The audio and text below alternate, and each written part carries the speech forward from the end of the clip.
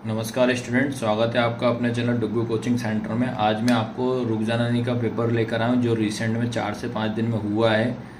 ये लिखा है जून 2025 विज्ञान में। जो आज की क्लास में मैं आपको बताऊंगा कि 4-4 नंबर के क्वेश्चन कराऊंगा आपको। ओनली कौन से कराऊंगा? मात्र आपको कराऊंगा 4-4 नंबर वाले क्वेश्चन की रुखसानानी में 4-4 नंबर वाले क्या क्वेश्चन आपसे पूछे थे। इतना आया सबको समझ में कि नहीं आया? तो सबसे पहले अपन स्टार्ट करते हैं। आपको डुग्गू कोचिंग सेंटर की ऐप पहले डाउनलोड करिएगा भैया। 199 रुपये में हम आपको सारे IMP क्वेश्चन प्रोवाइड कर रहे हैं।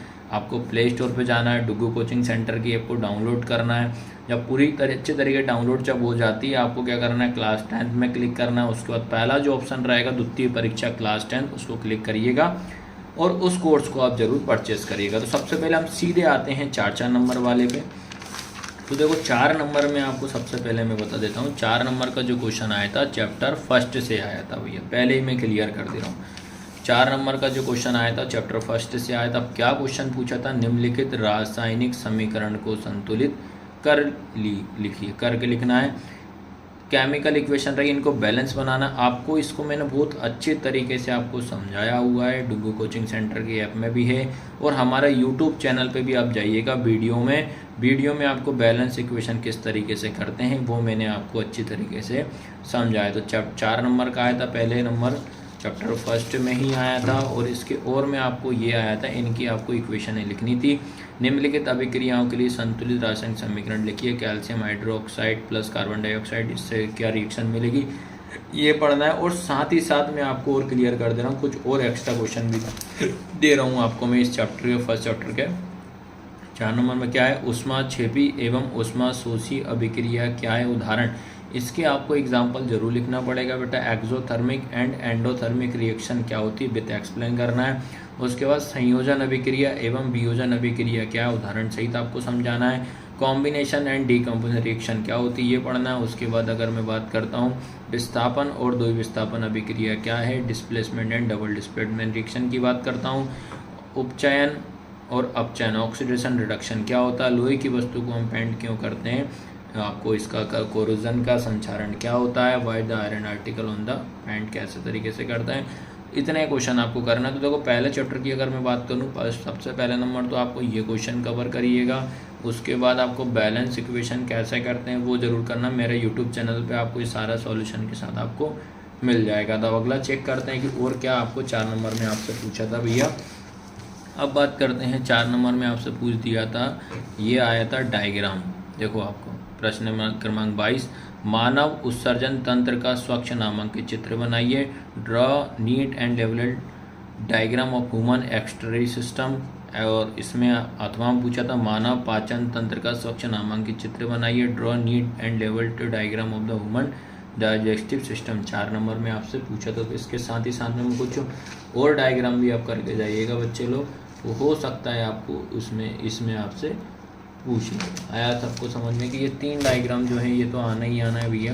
ये 4 नंबर के बता दे रहा हूँ। चैप्टर 5 में आया था, ये रहा मानव के उत्सर्जन तंत्र वाला, एक ये बनाइएगा। मानव के हृदय वाला बनाइएगा। मानव के पाचन तंत्र की बात करता हूँ। फिर इसमें कुछ डिफरेंस भी पढ़ के जाना, हो सकता है इसमें और में आपको अंतर पूछ ले, तो ये आपको अंतर पढ़ के जाना है। यहाँ से दे रहा हूँ मैं। धमनी एवं सीधा में अंतर आप करना। आर्टरी एंड वेन में क्या होता है, रक्त लसिका ब्लड एंड लंपी क्या होता है। ऑक्सीशोषण अनऑक्सी वायवी क्या होता है। एरोबिक अनएरोबिक क्या होता है। जैव प्रक्रम क्या होता है। Defined life process. प्रकाश संश्लेषण की रासायनिक अभिक्रिया क्या होती है। राइट द केमिकल रिएक्शन पढ़ना। फोटोसिंथेसिस क्या होता है। जाइलम फ्लोएम में अंतर। तो ये 2 चैप्टर के मैंने आपको IMP क्वेश्चन प्रोवाइड करा दी। फिर उसके बाद एक ये लाइट वाला चैप्टर है, इसमें इन्होंने क्या करा, इस बार ये रुखसानानी में 4 नंबर में इसमें दे दिया। इनने क्या करा है कि कंबाइन करके आपसे क्वेश्चन पूछ दिया है, ठीक है। एक इसमें क्या होता है, लाइट वाले चैप्टर में बेटा न्यूमेरिकल भी आपको करके जाना है।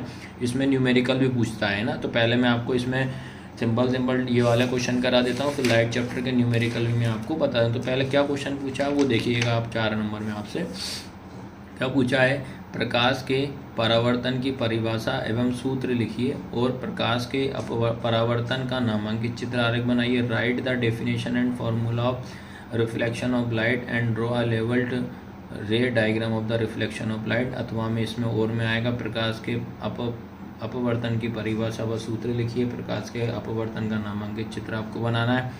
Right the definition of formula reflection of light and draw the level diagram of the reflection of refraction of light, ये आपको पढ़ना है। तो इसमें और एक्स्ट्रा क्वेश्चन आपको देता हूँ, ये पढ़ना भी है। लाइट वाला चैप्टर मोस्ट टाइम की चैप्टर है। तो देखिए आप लोग इसमें से ये पढ़ के जाना है आपको। प्रकाश के परावर्तन के नियम को रेखा चित्र द्वारा समझाइए। Right the law of reflection of light with the help of the रे डायग्राम। फिर इसका देखिए न्यूमेरिकल आपको बता दे रहा हूँ। 15 सेंटीमीटर फोकस दूरी के लिए किसी उत्तल दर्पण में कोई बिंब 10 सेंटीमीटर दूरी पर रखा हुआ है। प्रतिबिंब की स्थिति तक प्रकृति के सब सॉल्यूशन आपको मिल जाएंगे, याद रखना है ना। ये इंग्लिश में an object is the kept at the 10 centimetre distance from a convex mirror whose focal length is 15 centimetre. Word will be the length nature and position of the image बताना। अवतल दर्पण की मुख्य फोकस दूरी की परिभाषा, principal axis of concave mirror. उसके बाद आता है एक गोली दर्पण की वक्र त्रिज्या 20 सेंटीमीटर, इसकी फोकस दूरी क्या होगी। The radius of curvature of spherical mirror 20 centimetre. What is the focal length आपको पढ़ना है। उसके बाद अगर मैं बात करता हूँ ये वाला, उस उत्तल दर्पण की फोकस दूरी ज्ञात करना है जिसकी वक्र त्रिज्या 32 सेंटीमीटर। और find the focal length of the convex mirror whose the radius of curvature is 32 centimetre. उसके बाद आता है 2 सेंटीमीटर फोकस दूरी वाले अवतल लेंस की क्षमता ज्ञात करिए। Find the power of concave lens of the focal length 2 centimetre दे रहा है। किसी लेंस की एक डायोप्टर क्षमता को परिभाषित कीजिए। Defined the one dioptre of the power of lens. उसके बाद बात करता हूँ, कोई डॉक्टर 1.5D का संशोधन लेंस निर्धारित करता है। लेंस की फोकस दूरी आपको करना है। डॉक्टर है the prescribed corrective lens of the 1.5 degree, ये वाला पढ़ना है। और ये डेफिनेशन क्या छोटी छोटी आपको ज़रूर पूछ लेगा, याद रखना। तो है ना, इनको आपको ज़रूर करना है। तो क्वेश्चन नंबर 9 में आपको ये ज़रूर आप स्क्रीनशॉट लेना और ऐप ज़रूर डाउनलोड करिएगा, ठीक है। अब इसके मैं आपको न्यूमेरिकल बता देता हूँ बेटा। न्यूमेरिकल भी आपको ज़रूर पढ़ के जाइए। तो क्या इसमें क्या होता है बेटा, कभी कभी, ठीक है, ये न्यूमेरिकल आपको ज़रूर एक बार इनको सॉल्व करना है। इसकी वीडियो आपको यूट्यूब पे मिल जाएगी, ये आपको मैं बता देता हूँ, ठीक है। ये वाला क्वेश्चन होगा, ये जरूर न्यूमेरिकल तो देखो हो सकता है इनने ये न्यूमेरिकल आपको ज़रूर देंगे इस बार, है ना। ये द्वितीय परीक्षा के लिए ये सारे के सारे ये एक बार क्या करा इन लोगों ने, यही वाले न्यूमेरिकल दे मारे तो पर। लेकिन आपको तैयारी पूरा करके जाइएगा। 4-4 नंबर के इतने क्वेश्चन आप कर लेते हो भाई, पक्का आपको मैं बता दे रहा हूँ पास आप आराम से हो जाओगे और अच्छे नंबर भी आ जाएंगे। जो अच्छे नंबर के लिए पढ़ रहा भैया उनके अच्छे नंबर भी आ जाएंगे, ठीक है। तो इतने न्यूमेरिकल कर लेना, सफिशिएंट है। 4-4 नंबर वाले सारे कर लिए, बता दिए मैंने। ऐप ज़रूर डाउनलोड करिएगा।